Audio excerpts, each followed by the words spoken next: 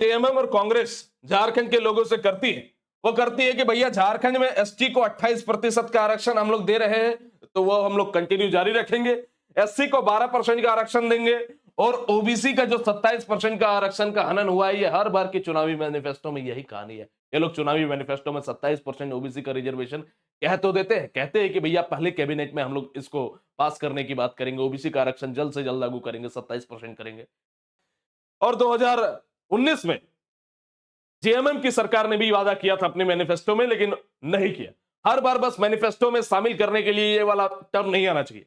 हर बार ये बात आती है कि ओबीसी का आरक्षण 27% हम लोग करेंगे, लेकिन आज तक नहीं हुआ ऐसा। तो इसीलिए इस ये जो दूसरा वाला घोषणा है, इसका पूरी तरीके से विरोध है कि एक आप इसको जब इंप्लीमेंट करोगे तब इस पर हम लोग जो है कुछ डिसाइड करने का मूड में रहेंगे।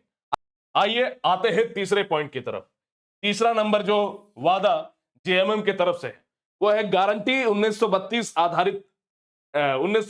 आधारित खतियान की। मैंने इनकी सरकार बनी हुई 1932 खतियान आधारित स्थानीय नीति राज्य में लागू हो सकती है, थोड़े से संशोधन के साथ, लेकिन केंद्र और राज्य में सेम गवर्नमेंट होनी चाहिए, तभी ये हो पाएगा और गवर्नमेंट का मूड होना चाहिए देने का। बात क्लियर है? सरना कोड भी इसी तरीके का है। सरना कोड भी स्टेट गवर्नमेंट लागू नहीं कर सकती, सेंट्रल का अनुमति चाहिए। हाँ, स्टेट गवर्नमेंट स्थानीय नियोजन नीति को बना सकती है, जिसके के राज्य के छात्रों का सबसे बड़ा दुश्मन कोई है तो झारखंड मुक्ति मोर्चा और कांग्रेस की सरकार है।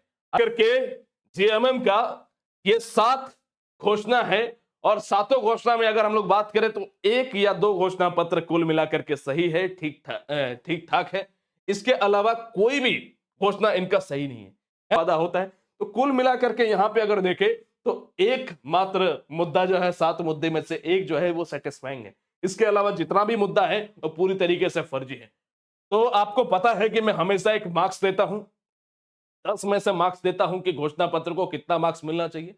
तो 10 में से अगर हम बात करें तो 10 में से 0 मार्क्स हम देने का काम करेंगे।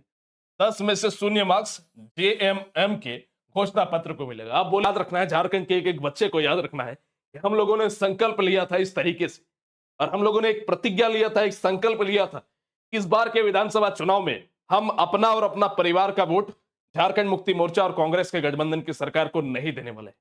वो वादा याद रखना। अगर तुम्हारे अंदर जमीर जिंदा है, तुम अगर एक छात्र हो, तुम अगर प्रताड़ित हुए हो जेएमएम के घटिया रवैये से, तो उस दिन के संकल्प को याद रखना। और याद रखना कि यहां पे 500 बच्चों ने ही संकल्प लिया था, लेकिन संपूर्ण झारखंड को हम लोग यहां पे रिप्रेजेंट कर रहे थे। झारखंड का एक एक बच्चा जो इस सरकार से पीड़ित है वो वोट नहीं करेगा जेएमएम के लिए। कुल मिलाकर के अगर हम लोग बात करें साथियों, तो आपका वोट जेएमएम को चला जाए, जेएलकेएम को चला जाए, झारखंड लोकतांत्रिक क्रांतिकारी मोर्चा को चला जाए, या बीजेपी को चला जाए, मुझे इससे कोई फर्क नहीं पड़ता। ठीक है, मुझे इससे कोई फर्क नहीं पड़ता। आप किसी को भी, किसी भी पॉलिटिकल पार्टी को दो, मुझे कोई इससे आपत्ति नहीं है, लेकिन किसी भी कंडीशन में आपको जेएमएम को नहीं देना है और ना ही कांग्रेस को देना है। ठीक है, जब मैं बीजेपी के अगेंस्ट में बोलता था, सब लोग कहते थे कि भैया ये जेएमएम का एजेंट है, ये जेएमएम के बारे में बुरा भला अच्छा बोलता है। मैं किसी के बारे में अच्छा नहीं बोलता, मैं सही को सही और गलत को गलत बोलता हूं।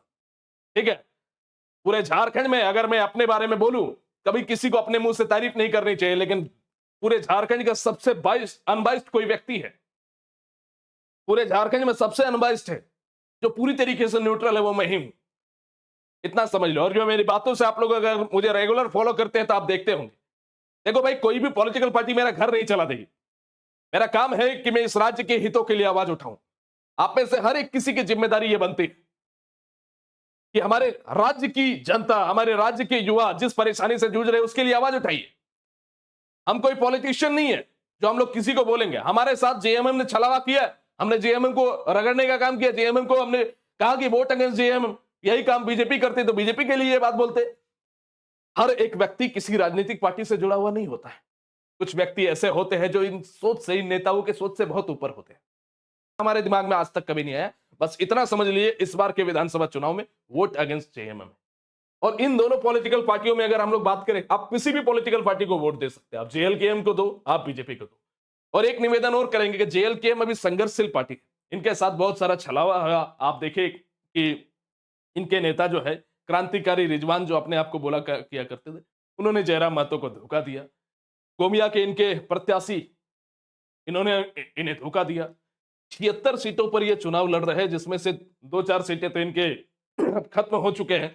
लगभग 70-72 सीटें अभी भी है ना? तो इस पॉलिटिकल पार्टी को भी अगर आप 2-3 सीट भी अगर जिताएंगे तो अच्छा होगा, क्योंकि अभी संघर्षशील पार्टी है।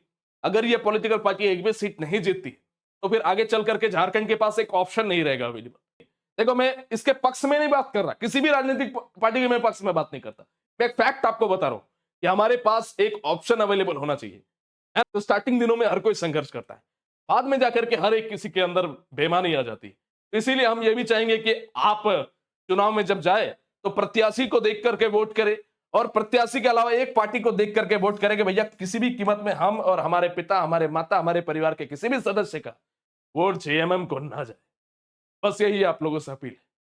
आशा करते हैं कि ये वीडियो आप लोगों को इंफॉर्मेटिव लगी होगी। वीडियो पसंद आई है तो संपूर्ण झारखंड में इसे फैलाने का काम कीजिए। ट्विटर से लेके फेसबुक, इंस्टाग्राम, व्हाट्सएप, हर जगह इस वीडियो को शेयर कीजिए।